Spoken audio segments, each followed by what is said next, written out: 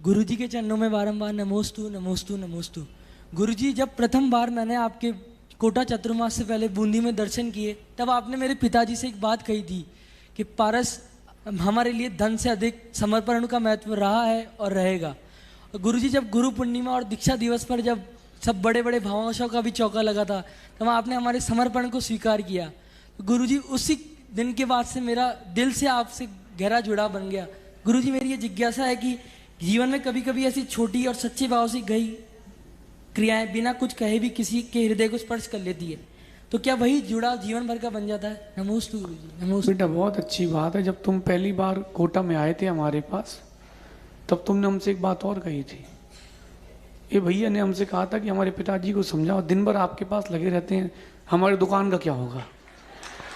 मैंने कहा 15 दिन रुक जाओ, फिर मम्मी भी यही बोलेगी। बेटा, ध्यान रखना, पैसा भाग्य से आता है, पैसा सिर्फ दुकान खोलने से नहीं आता है। और तुमको पिछले 1-1.5 साल में मालूम चल गया होगा, जिन्होंने समर्पण दिखाया था वो कहीं और हैं, जिन्होंने समर्पण को ठुकराया था वो कहीं और हैं।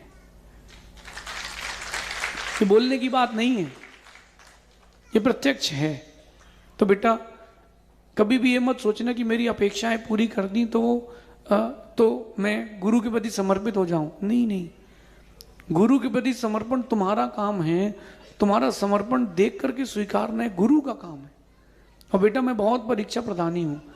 ये जितने लोग मुझसे मिलते हैं उन सबको लगता है कि गुरु जी हमको पहचानते हैं, जानते हैं, लेकिन हमें पता है कि अंदर की खिड़की में कितने आए हैं। हम जल्दबाजी नहीं करते।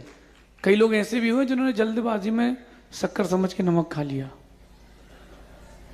तो हम वो काम नहीं करते। बेटा, मैं थोड़ा रुकता हूँ, इंतजार करता हूँ, फिर मैं स्पेस दे के लेता हूँ। एक दिन में आदमी की पहचान नहीं होती, और जल्दबाजी में जो पहचान कर ले वो गड़बड़ होता है। आपका समर्पण गुरु तब स्वीकारते हैं जब गुरु को तुम्हारी जरूरत हो, तब तुम खड़े हो। नगर में आखिर सब जय जयकार करते हैं, रास्ते में जब कोई नहीं हो, धूप हो, एक हाथ में कमंडल, एक हाथ में छाता हो, पसीना भी निकल रहा हो तो भी चल रहा हो, वो समर्पण होता है। मैं आपको बताऊं समर्पण की परिभाषा। हम लोग बिहार में थे, कर्नाटक में, और जंगल में बेटा हाथी आ गए। 3 बड़े बड़े अच्छे हाथी, मेरे ख्याल से 15-17 फीट के होंगे, भूरे रंग के, सहज सागर जी। अब उसके बाद वो हाथी रोड तरफ आए, हम लोग दौड़े और वो पीछे, मतलब वो चले, हम दौड़े। पूरा गांव चिल्ला के उनको बाहर रोड पे बाहर था, रोड पे हम लोग खड़े। जैसे तैसे वो घटना टली। अगले दिन मैंने कहा बाहुबली से कि अगर सामने से शेर आ गया तो क्या करोगे? तो उसने बहुत अच्छे से बात बोली कि वो आएगा तो एक को ही खाएगा ना, तो मैं आगे हो जाऊंगा, आप लोग निकल जाना।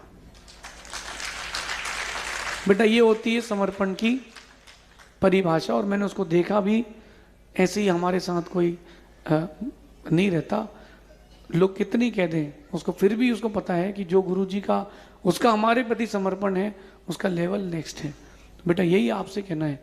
अब जब गुरु को तुम्हारी ज़रूरत हो, उनकी बिना बोले तुम वहाँ प्रेजेंट हो, तब समझना कि हाँ, कि मेरे लिए व्यापार नहीं, गुरु ज़रूरी है, ऐसा समझिए। अगली जिज्ञासा।